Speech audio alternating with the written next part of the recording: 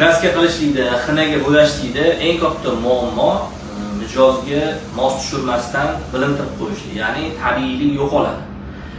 Asosiy katta muammo shu. Mijozlar ham bo'yatmasligiga ham yoki masterlar ham o'zida qo'rquv bo'lishiga ham ayni shu narsadan. Agarda siz mijozni o'sha aytib o'tganimdek ko'ziga, qoshiga mos qilib, agarda sochni bo'yaydigan bo'lsangiz, bo'yalgani ham bilinmaydi. Bu birinchisi. Ikkinchidan, terida qoldirmasdan chiqarishlik ham bu har bitta detalga qarashlik.